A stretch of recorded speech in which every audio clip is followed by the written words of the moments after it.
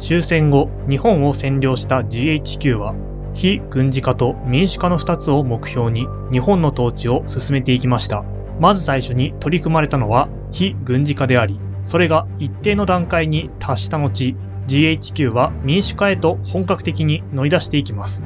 この民主化の最終的な到達点は、つまるところ、憲法の改正であると GHQ は位置づけており、憲法改正に向けた動きを開始しました。ただし、この時期の GHQ は次のように考えていました。もしアメリカが主導して憲法を定めれば、日本国民から反感を買う可能性がある。そのような憲法は日本が独立した後、すぐに破棄されるかもしれない。したがってアメリカ主導による憲法改正は避けるべきである。日本自身の手で憲法を定めてもらう必要がある。このように GHQ は日本側の主体性を尊重しつつ、憲法改正の実現を目指していたのです。では、当の日本はどのような状態だったかというと、特に憲法改正に強い危機感を抱いていたのは宮中でした。木戸孝一や近衛文麿といった宮中の人々は、このままではまずい。GHQ から憲法改正案を突きつけられる恐れがある。明治天皇が制定した憲法をアメリカに改正されるなんて到底受け入れられない。憲法改正は日本が主導して行うべきだ。一刻も早く対応しなければならない。そう考えていました。彼らが目指していたのは国体護持、つまり天皇制の維持です。この目標を実現するために宮中で憲法改正の中心人物となっていったのが近衛文麿でした。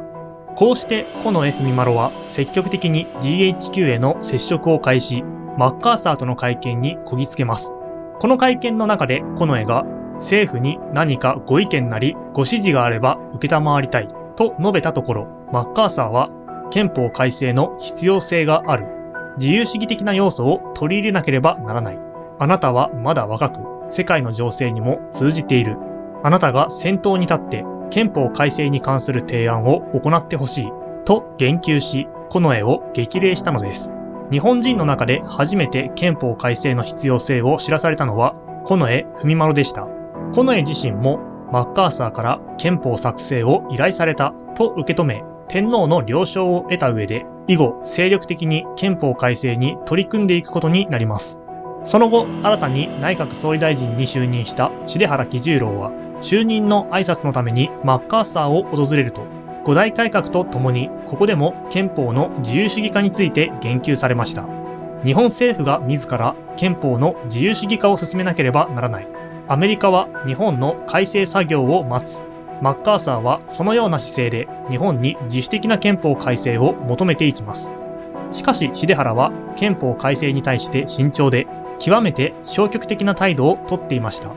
憲法は改正しなくても解釈によって民主的な運用は可能である。大日本帝国憲法を全面的に作り直す必要はない。現行の帝国憲法でも民主化は十分に実現できる。実際、大正デモクラシーという前例もある。戦前の日本も民主主義の道を歩んでいた。そこまで戻ってやり直せばよい。重原はこのように考えていたのです。とはいえ、そのような説明でアメリカが納得するわけがありません。とにかく、近衛文麿を中心として憲法改正の準備を進めることが決まりましたが、これが内閣の中で問題となっていきます。憲法改正は国務だ。宮中に任せることはできない。内閣の責任で実施するべきだ。こう主張して、これに反対する意見が内閣内で相次いだのです。こうした周囲からの反発を受けた重原喜十郎は、松本譲二を委員長とする憲法問題調査委員会を設置し、内閣としても新しい憲法の検討作業を進めるようになります。とはいえ、この委員会の立場はあくまでも、まずは憲法改正が必要かどうかを調査するというものであり、依然として憲法改正そのものには消極的な姿勢をとっていました。こうして日本国内では憲法改正をめぐって宮中の近衛文麿と内閣の重原喜十郎という2つのラインが競合する奇妙な事態が発生することになりました。一方の GHQ では日本側から憲法案が提出された際に、それがきちんと自由主義的な内容になっているかどうかを確認するため、あらかじめチェックリストを作成するなど、こちらでも着実に準備が進められていきました。しかし、ここで大きな問題が発生します。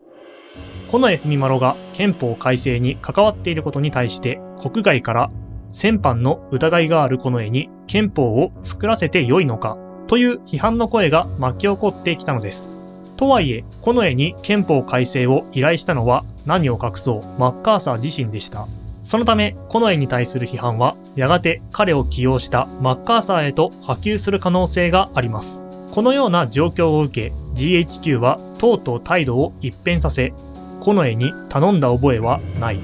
GHQ は近衛の憲法改正作業とは無関係であるという声明を発表するに及びました。こうして GHQ は近衛を公式に切り離す姿勢を明確にしたのです。それでも近衛は憲法改正の作業を続けようと努力を重ねました。しかし最終的には戦犯としての指名を免れることはできず、絶望の中で青酸カリを飲み命を絶つことになります。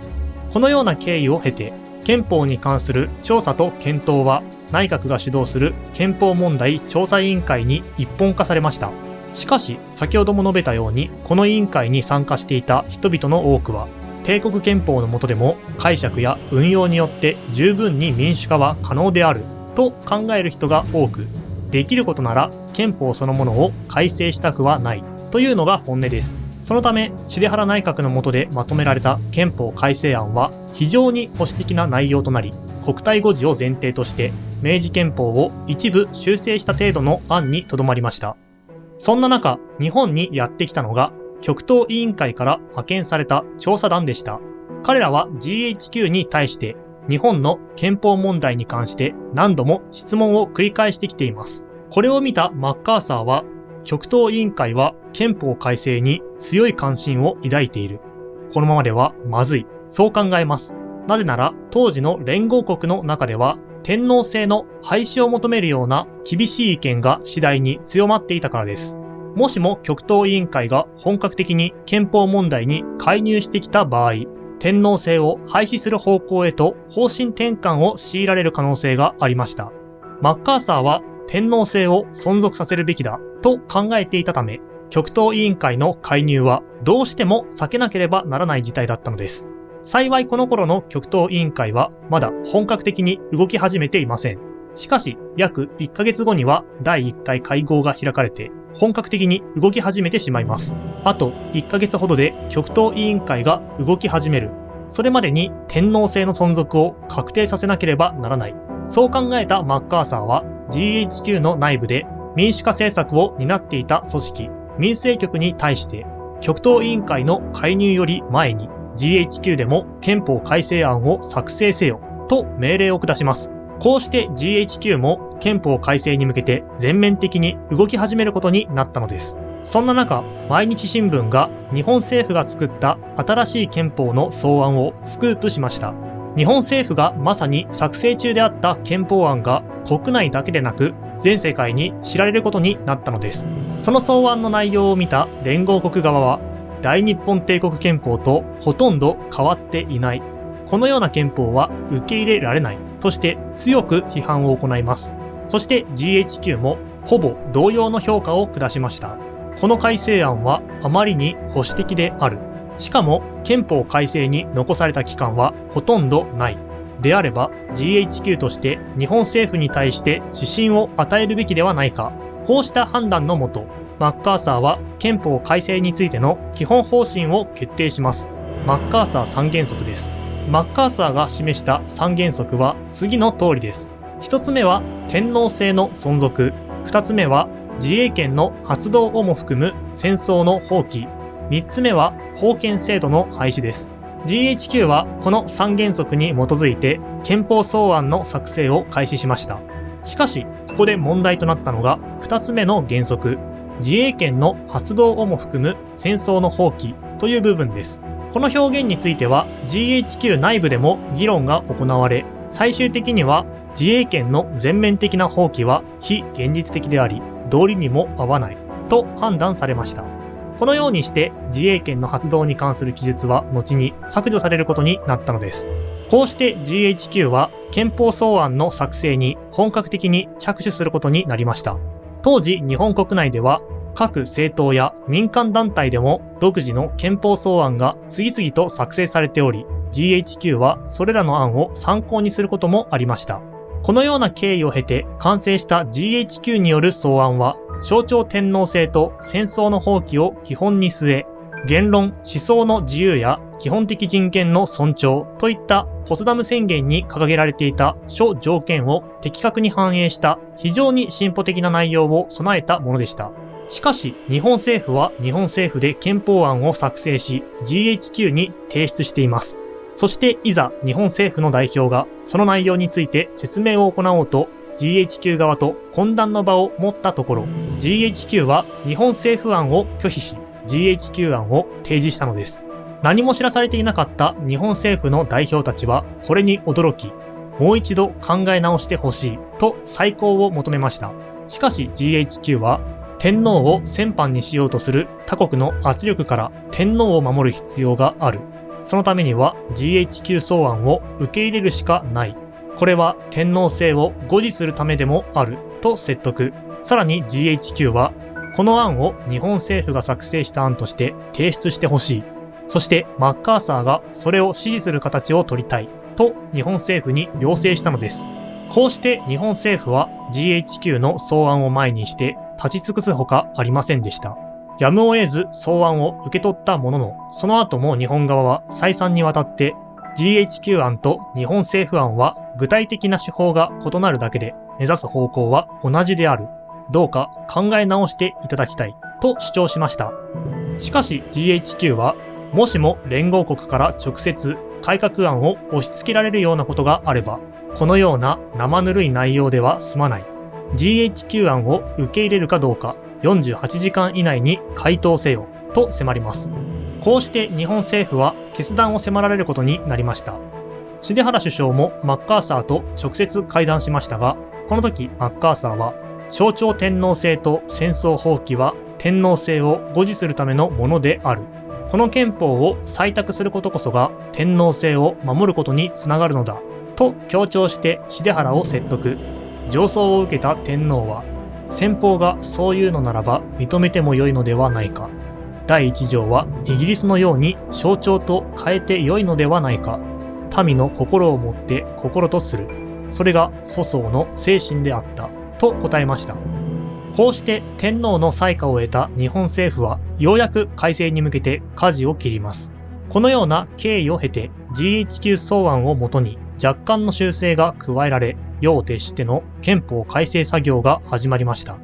こうして完成したのが日本国憲法の草案です。かつて毎日新聞がスクープした草案と今回作成された新たな草案とではあまりにも内容が異なっていたため、多くの日本国民は大きな驚きを持って受け止めました。しかしそれと同時に国民の多くからは歓迎の声も上がりました。各新聞も賛成の立場を示す社説を掲載し、自由党と進歩党もこの草案に賛成の意を表明しました。ところが、この動きを黙って見ていられなかったのが極東委員会です。極東委員会はマッカーサーに対し、憲法草案について最終的な審査権限を我々に与えよ、総選挙を延期せよといった要求を突きつけてきました。しかしマッカーサーはこれらの要求をきっぱりと拒否します。こうしてマッカーサーは象徴天皇制によって日本国民の理解を得る一方で、それに戦争放棄の理念を組み合わせることによって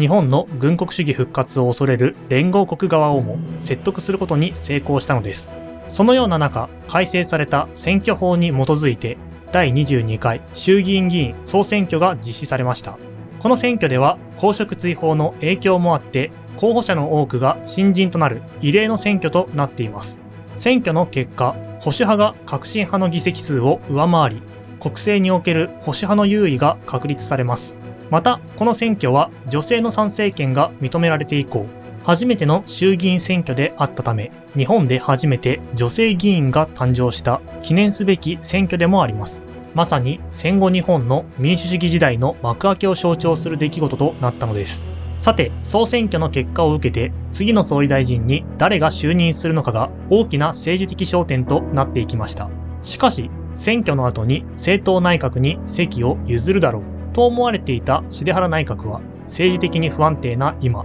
無責任に政権を投げ出すことはできないと考えて、なんと総辞職をすることなく、そのまま内閣に居座ろうとしていきました。こうして重原は総裁を失っていた日本進歩党に入党し、総裁に就任。進歩党にとっては与党となれる絶好の機会であり、重原にとっても議会内に自らの政治基盤を確保できるという双方にとって美味しい展開でした。その後、重原は自由党、進歩党、社会党の3党による連立内閣の樹立を目指しますが、自由党と社会党はその呼びかけには応じませんでした。それどころか、自由党・社会党は共同党や共産党とも連携し、選挙の結果が出たのになお居座るとは何事か。非立憲的な内閣を打倒せよ。政党内閣を作るべきだと主張して内閣打倒の動きを展開。これに耐えきれなくなった重原内閣はとうとう総辞職に追い込まれ、憲法の制定は次の内閣へと託されることになったのです。